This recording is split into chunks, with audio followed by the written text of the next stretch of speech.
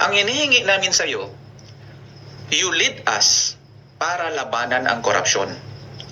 Napakalaki ng problema natin sa korupsyon, Madam Sara. You are a great influencer. No? You were able to influence us to vote for these people. In fact, yung Tingog Party List, sinusuot-suot mo ang kanilang damit, ang t-shirt na binigay nila sa iyo na Tingog Party List nung panahong nakaraang eleksyon. And that's why they win. Ngayon, kinakalaban ka at kasama sila dyan sa nangyayari, Resolution 10, insertions and everything dyan sa House. So, pabayaan na lang ba natin yan? Dahil lang nasaktan ka, emotionally distressed ka because trinidor ka nila at wala silang utang na loob. Sinabi na namin yon. Talagang traidor ang mga taong yan at walang utang na loob. Sinabi na namin yon. Talagang traidor ang mga taong yan at walang utang na loob. We are calling you to lead us on war against corruption. Napakaraming problema ng ating bansa and one of it is corruption, madam. Baka pwede naman. Payong kuya, guy, palihog lang. Tabangin ni mo ani. Why? Because we need leader. Kailangan namin ang isang leader na tulad mo. Sasabihin mo ngayon, hindi kasi may mga allegations din laban sa'yo. I'll show you. Here it is. Para makita natin kung ano ba talaga. Yan. Detailed Analysis Opinion Assessment or DOA. Sino ang lesser evil leader? Data comparison tayo. OVP DepEd, OP, Upper House, Lower House. Tingnan natin. Yung confidential fund na disallowance mo is 125 million lamang. Ang OVP disallowance sa DA pa lang 5.9 billion na. Sa Upper House merong 11.01 billion ang net, no? NEP. Ang Lower House may NEP o National Expenditure Program ng 16.5 billion. Kung tutuusin dyan pa lang, alam mong malaki ang diferensya, malaki talaga ang problema dyan. Why? Because itong Upper House at Lower House, i-clear lang nila yan sa pamamagitan ng Resolution 10. At hindi natin nakikita ang mga resibo niyan. The same as yours, dyan sa confidential funds disallowance. Pero may naipakita ka, naayos mo yan, alam namin. So next, ang DOTR disallowance ng OP, 1.4 billion na yan. Sa Upper House, ang GAA naging 13 billion, no? Sa Lower House, ang NEP na 16.5 billion, ang GAA niya naging 28.6. May differential sila na another disallowance ng OP, no, is 5.3 billion. Sa Upper House, may differential na 1.9 billion, no? From NEP to GAA, may increase or let's call it insertions, 1.9 billion. Sa Lower House, ganun din. Ang increase or insertion din yan is 12 billion. Imagine mo kung gaano kalaki. Butal lang yan sa'yo dyan na 125 million. Madam, it's high time for us na tulungan mo kami na labanan ang korupsyon. Napakaliit ng problema mo. Ang laki ng problema ng mga ito. Imagine nyo na lang ang Upper House, magkiklear ang Senate President ng 1.9 billion because may increase dyan. Saan yan pununta? Ang Lower House, no, may increase, may insertion yan na 12 billion. Sino mag-clear yan? Sino mag-clear yan? Si Martin? Diba? Nakikita na natin kung anong problema dyan. Si Saldi. So tingnan natin, ang DSWD, may insertion ito na 26.7 billion ito para doon sa AKAP ayuda nung nakaraan. At ginamit nila ito sa PI, yung People's Initiative, na alam mo naman ang nangyari. So dito naman, sa DPWH, may insertion din sila dyan na 175 billion. So kung titingnan natin, napakalaki talaga ng problema ng OV or either OP, Lower House. Kasi itong Upper House, mukhang hindi ito mahilig sa insertion. Ewan lang natin pero merong insertion dyan So tingnan natin ulit. Balikan natin. Kay Madam BP, 125 million lang ang pinag-usapan dyan. And so far, karamihan dyan na cleared. At ang naiwan lang dyan di umano na hindi clear, na medyo nahirapan sila i-clear, according sa Congress lang naman according lang sa mga taga-House, yan ang sabi nila, almost 16 billion and plus 15 million, 16 million plus 15 million, so that's 31 million only. Hindi pa nga umabot sa threshold ng plunder. So, tingnan nyo mabuti. Ang OP, may 12.6 billion disallowance yan. Pero walang investigation. Diyan sa 125 million ng OBP, DepEd before, may question. Talagang iniimbestigahan nila sa House. Yung Upper House, May 13 billion yan ngayon na i-clear nila sa Reso 10 lang. At ang lower house, may i-clear din yan na 28.6 billion through Resolution 10.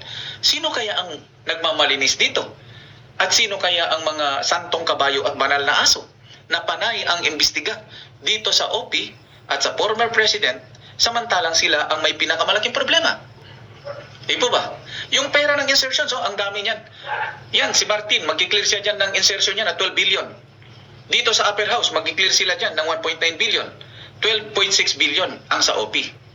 Compared sa 125 million ng OBP. Tingnan natin, yan. Yan, yung nasa pula. So, balikan natin ulit itong sa OBP. Nag-request ito noong October 2022 ng confidential fund. Noong panahon na yon, sila ay unit team pa. Magkasundo pa yan, alyado pa. So, nirelease ng December 20. Ibig sabihin, 11 days na lang natitira para sa clearing. So, anong tawag doon? Di ba? Hindi ba tawag doon ay prime up? Bibigyan mo naman na ba na kakampi mo, binibigyan mo na ba naman ng pera? 11 days na lang. 125 millions, 11 days para i-clearing. Hindi ba prime up yan? So, kung titingnan mong mabuti, talagang malaking problema ng mga ito.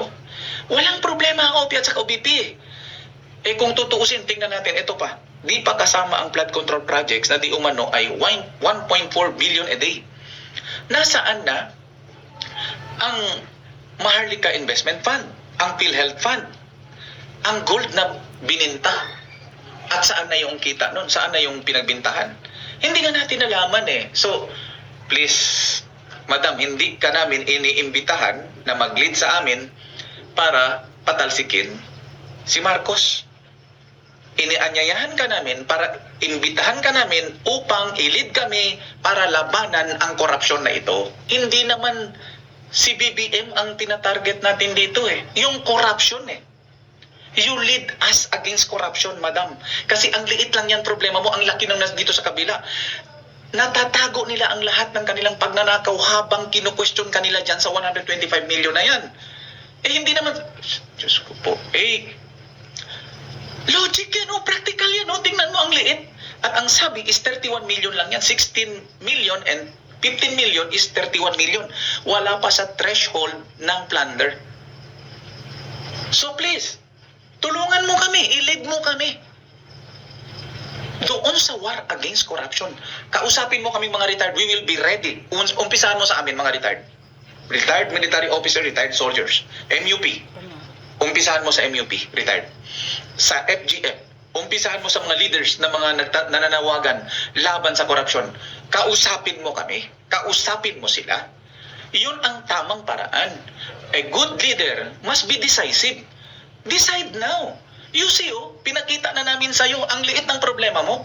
Actually, wala kang problema Pero ang laki ng problema sa OP, ang laki ng problema sa upper house, ang laki ng problema sa lower house.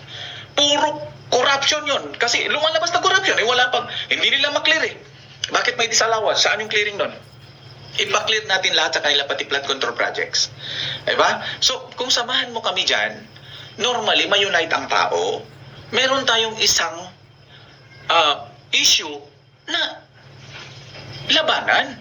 Kasi, Madam, inamin mo naman nakasama ka sa may kasalanan na dahil nilagay mo sila dyan Kumbaga, tinulungan mo sila mapunta dyan. Kinampanya mo sila Kung hindi mo sila kinampanya, hindi rin naman siguro namin iboboto yan. Hindi rin iboboto. Pero dahil kinampanya mo, kasama na yung tingog, ngayon, tingnan mo kung anong nangyari. So please, eto sa amin is usapang kuya lang.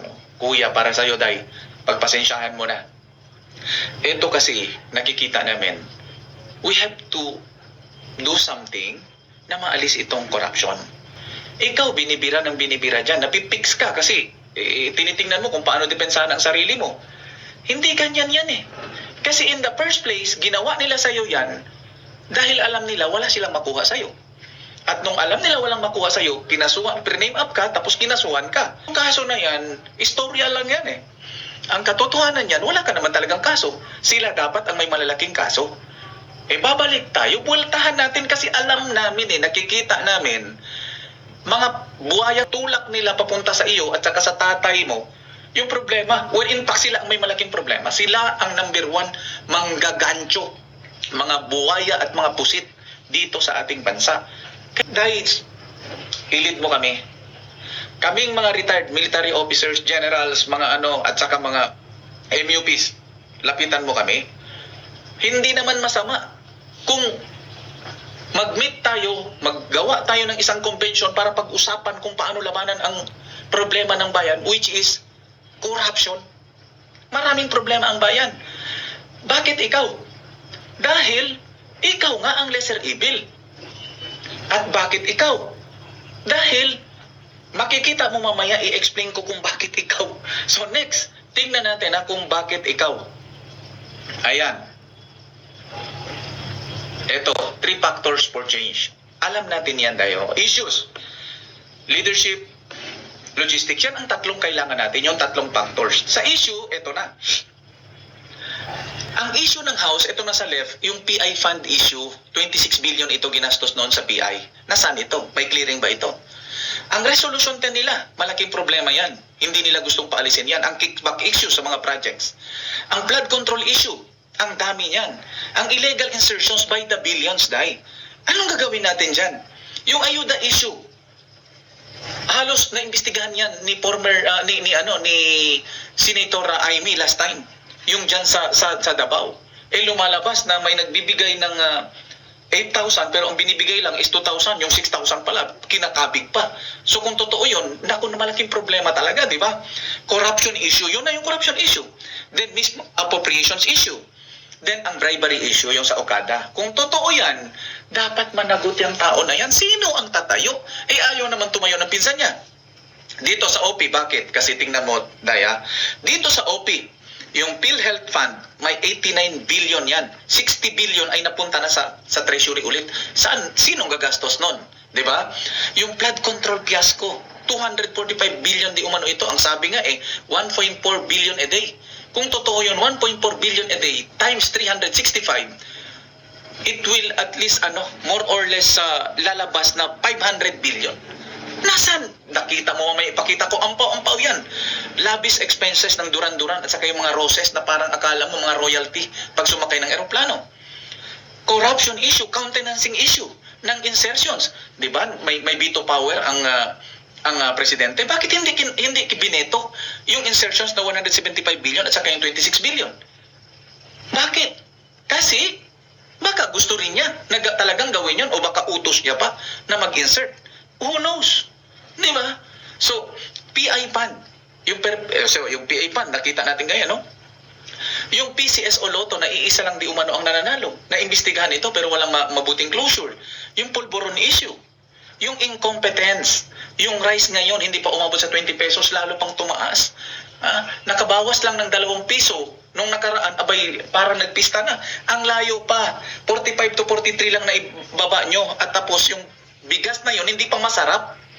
Yung drugs issues, grabe na katalamak. Ang krimen, grabe katalamak. Ang Pogo picture na alleged 75 million ang pinag-usapan doon. Ang selling of gold, nasan yung pera? Dahil tulungan mo ang bayan. Nakasalalay sa iyo ang lahat ng yan. A good leader, lead the people. Huwag mong suluhin. Yung emotion mo, iset aside mo muna. Please, set aside it. Hindi natin kailangan ang emotion sa ngayon. A good leader, hindi masyadong nag-contemplate sa kanyang emotion for a long time. Mabilis siyang makarecover dyan. I do not know, baka may sarili kang idea kung paano mo gawin. Pero every time, every day, every minute, na nandyan yan, nangyayari ang mga korupsyon, kawawa ang Pilipino, kawawa ang taong bayan.